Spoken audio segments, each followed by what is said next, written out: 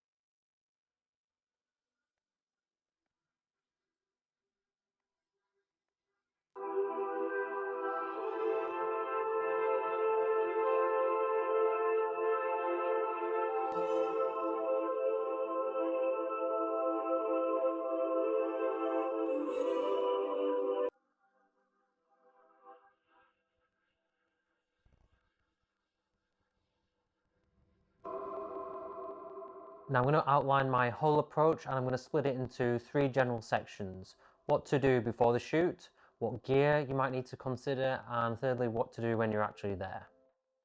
I would consider the videos in the real estate world to fall into either two camps. I think that's walkthrough video and more of a creative approach.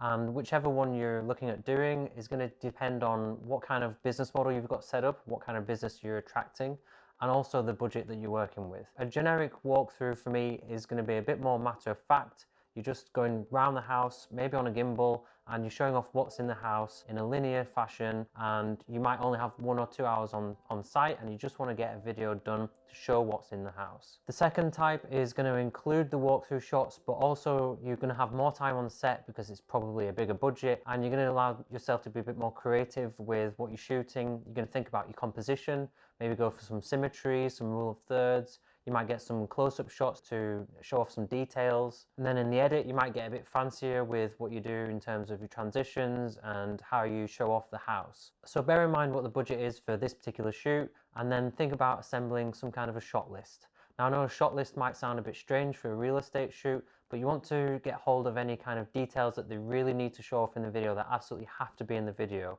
And I would recommend writing those down just that you can't forget them on the day. The timing of your shoot is also going to be a really big factor, and this again might be dictated by the estate agent that you're working for or the budget that you're working with. So I'd personally rather sell a property when it's bathed in sunshine. I think that's when it's more likely to attract attention and get a sale. But if you haven't got control over that and you know that it's going to be a cloudy day, then at least the silver lining on those clouds is that you might get a softer light inside the houses, and you might be able to better balance the exposure on the inside compared to the outside, and you might then not have blown out windows in your shots. So what I mean by that is when you're shooting in a room that's going to be darker than what the conditions are outside, you're going to be exposing for the room so that you can see the details in the room and all the colours are quite vibrant.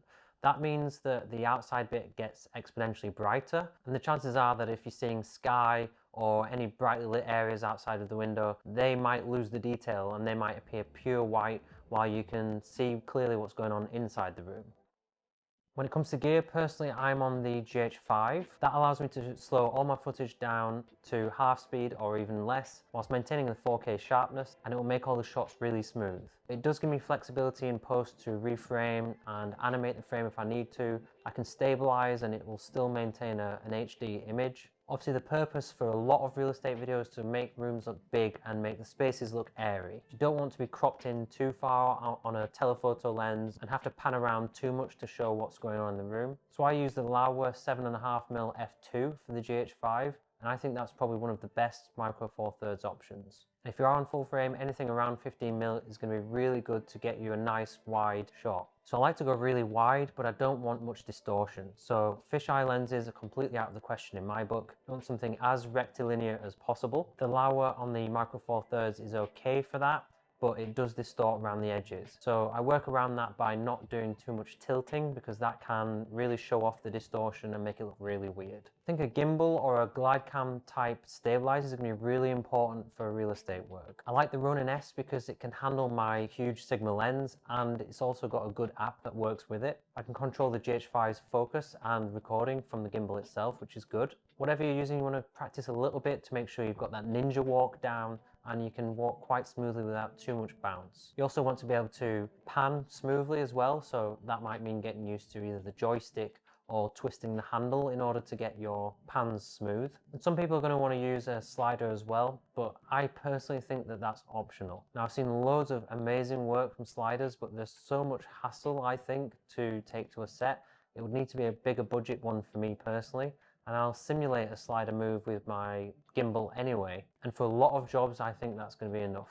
I'm not going to go into drones in this video, but aerial shots are also a really cool way to show off the exteriors and to show what's around the house as well if it's in a really nice setting.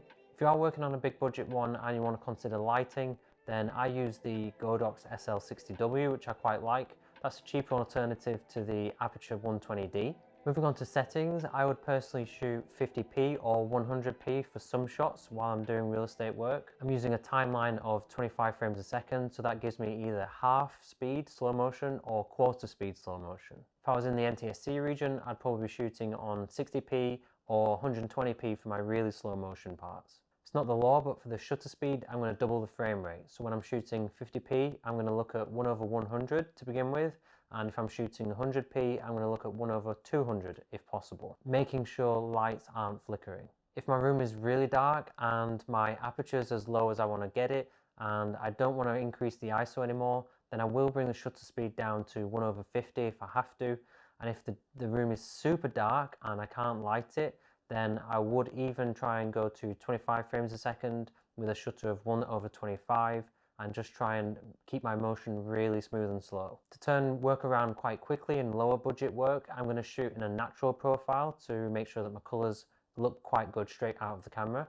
Otherwise, if I'm really going to obsess over overblown windows, I might try looking at HLG or even Vlog to try and keep the detail in those extreme high points, but personally I don't obsess over that. Now, this might be a bit controversial, but I also leave the stabilization on in the camera even if I'm on a gimbal. So the shoot days arrive and you're going to want to look around the house and think about your approach. Consider where the sun is and whether it's going to make more sense to do some rooms before others. I use a free app called Lumos, which helps me with this. You can direct that at the sky and it will tell you where the sun is and where it's going to be at a certain point in time. Then you can try and work out which areas of the house you want to shoot at first if you really want to avoid blowing out the windows. My personal view is that some windows are going to blow out and you're not going to have flexibility all the time in terms of the areas that you're shooting and the time of day, etc. I don't think it's a cardinal sin to have windows blown out, and for the lower budget jobs I wouldn't worry too much about it. On the bigger budget ones, these are the types of things that you can consider. Have a think about how you can best show off the rooms, best angles to get, and what camera movement to do as you're walking in or walking around it. And keep an eye out for those details that you might want some detailed shots of later. So with all that in mind, you're going to plan your route round. You're going to want to cover the externals to get all the property from the outside, any garden, any kind of external features in the area that you want to get. Then I would do one pass of the interior on my gimbal with my super wide, and then I'll do another pass going for the detail shots, maybe on a separate lens. So for me, I like a 25mm, which is a 50mm full frame equivalent, to get those detail shots and get some shallow depth of field. Obviously, if you're working with a lower budget and you're doing a higher volume of real estate walkthroughs, then you might not want to do that second pass for the details.